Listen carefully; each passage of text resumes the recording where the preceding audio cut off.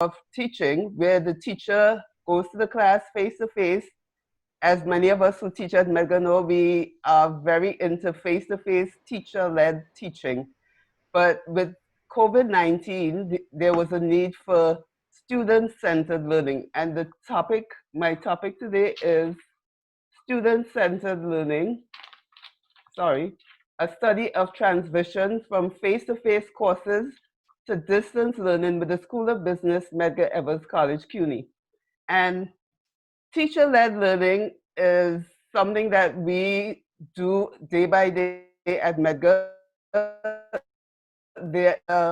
Probably 99% of our classes are teacher-led, 1% probably online. And I think it is for the students because they are more comfortable with face-to-face learning. But COVID-19 showed us that there is room for student-centered learning, and it has to become a part of our process.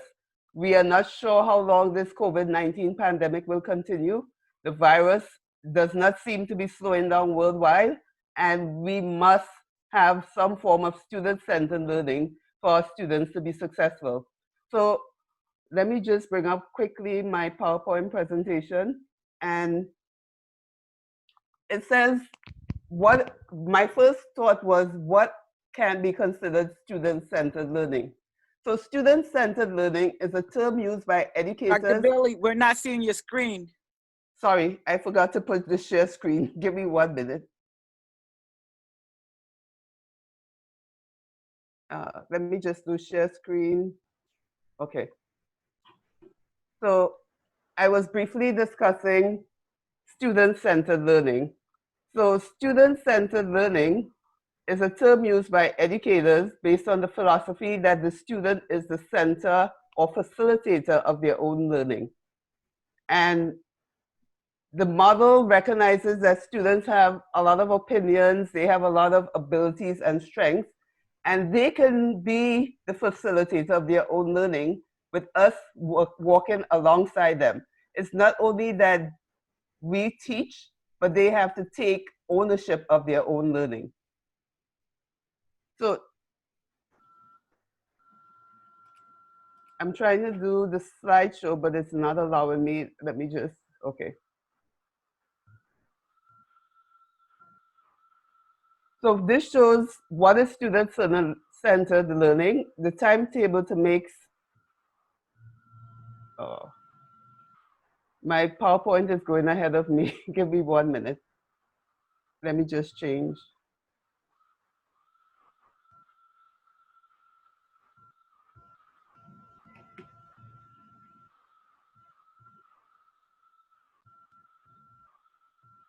Bear with me 1 minute.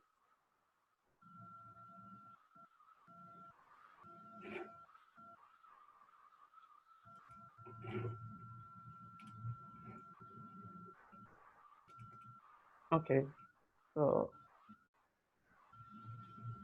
student-centered learning, I think I have to change the timing. You could take the timing off.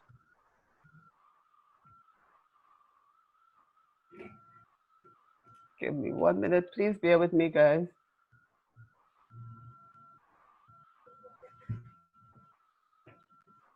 Okay, hopefully this works. So student-centered learning is a theory of teaching that's based on learners must construct and reconstruct knowledge in order to learn effectively. The benefits of student-centered learning to the students include making students an integral part of the academic career, along with the processes. Because of the joint effort of the professor and the student, it increased motivation for the student to learn.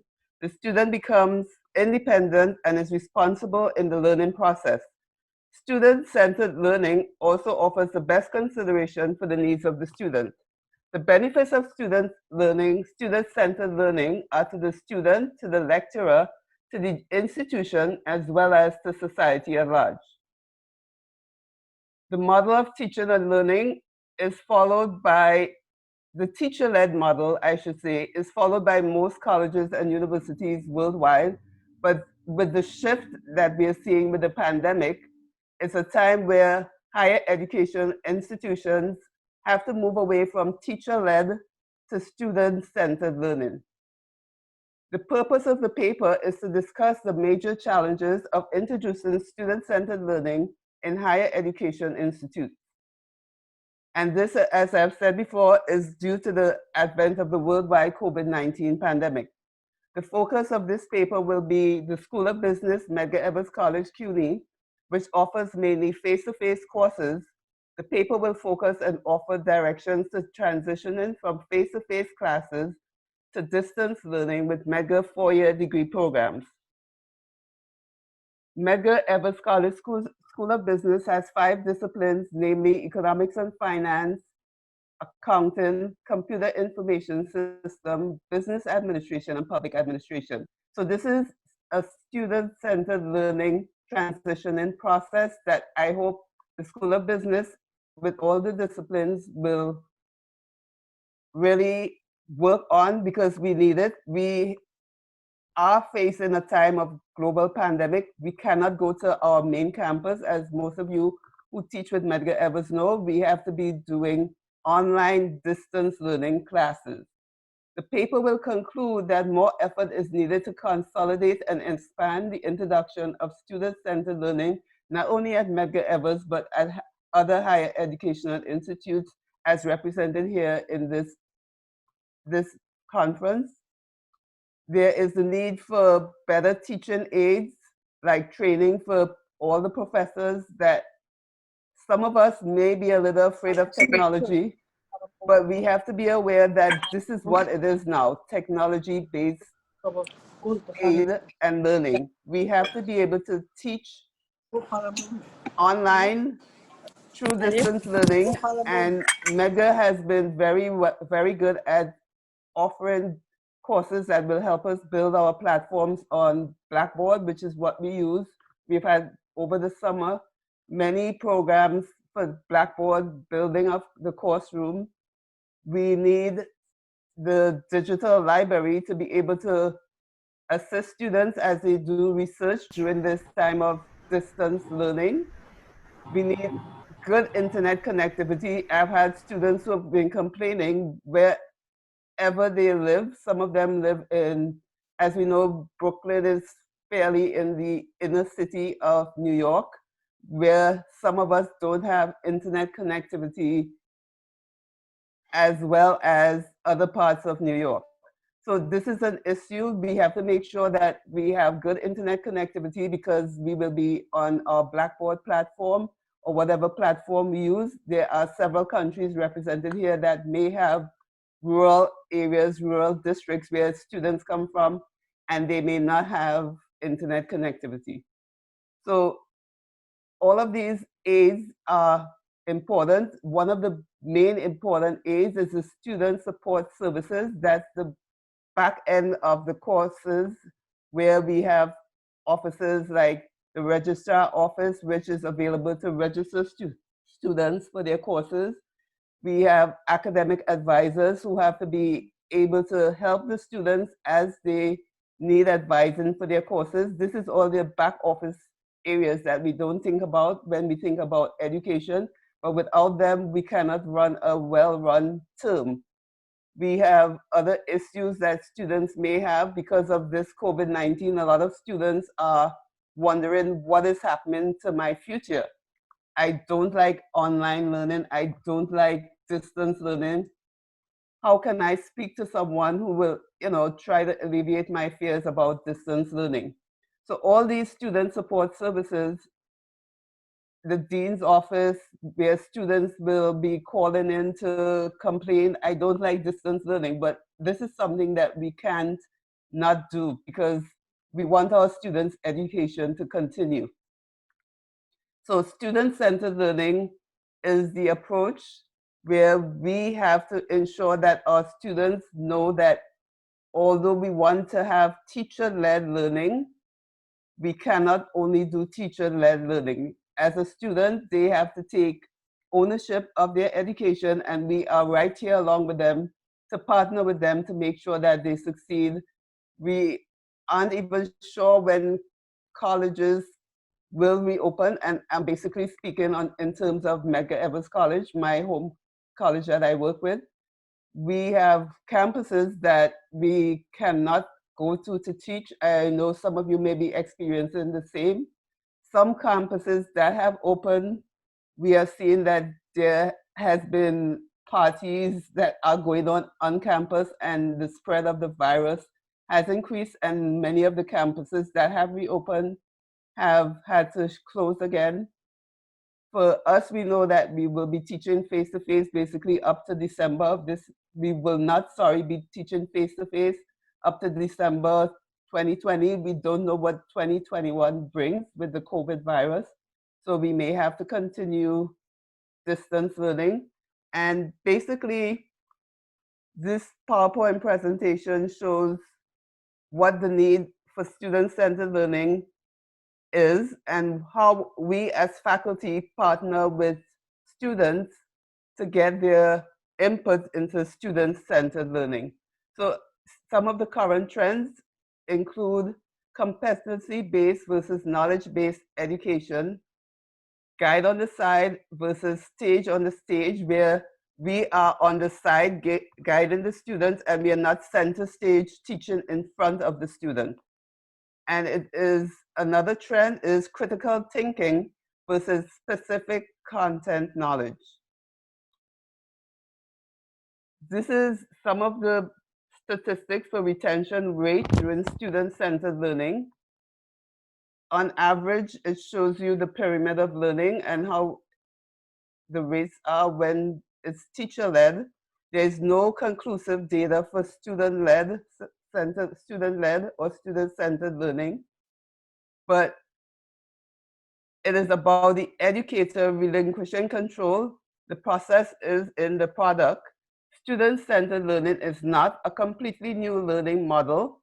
It is not a model based on simply relinquishing the role of lecturer. The onus is compromising the educational experience. Student-centered learning is the ability to create active learning opportunities. The model becomes more student-centered in the learning approach. It creates a semi-autonomous classroom, and the model is content-driven. Some content or course may be appropriate for this approach. And the question is, why student-centered learning? Incoming college students have learned that the active learning approach forces students to think about themselves as learners, is more knowledge and skill, encourages students to be producers of knowledge rather than just information consumers, and it prepares students for the 21st century challenges.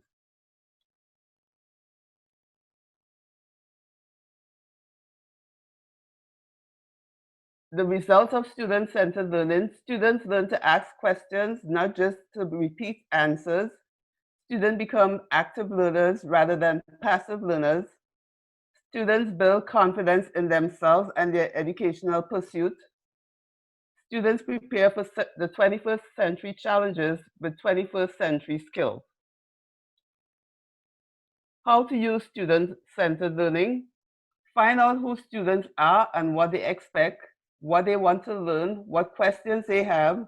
Use project-based learning, employ teams, assign roles, let students choose some topic sequence materials, create rubrics and have students create theirs, introduce learning contracts, especially with teamwork, and encourage self-assessment.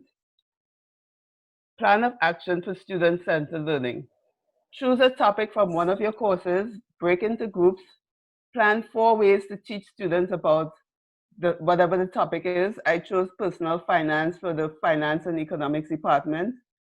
Lecture, I'm telling you. Demonstration, I'm showing you. Application, you do it. Discovery, you figure it out. So this is a plan of action for student-centered learning. And how do you measure? How do you assess student-centered learning? There are hard measures, which number 1 is comparison of learning using different teaching methods, standardized tests, and there are several soft measures, including student participation, energy in the course-room, and although it's a virtual course-room, you still have some type of energy, feedback, comments through maybe a discussion board, maybe a question and answer session on another discussion board. So what I usually do is have 2 discussion boards and then look at the activity on the discussion board. Student satisfaction, how satisfied are your students? And you'll know how satisfied they are because they will be sending you emails, they will call you if you have a call.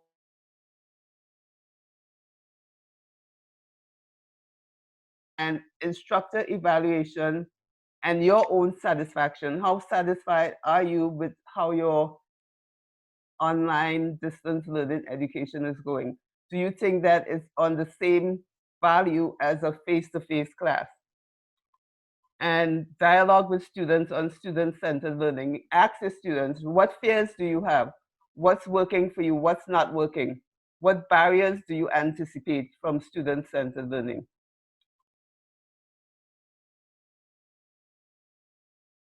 So some final thoughts on student-centered learning. I'm not timing myself, sorry. I couldn't time as I was going, so I was hoping that I don't go over. So some final thoughts on student-centered learning. Student-centered learning can be messy at first. Student-centered learning is not linear. It is complex because we have a group of students who are more accustomed with face-to-face learning. A lot of them have been telling me, Professor, I don't like student-centered learning. I don't like online learning. I prefer to be on campus with my other fellow students and my professor. But this is what it is for this period of time.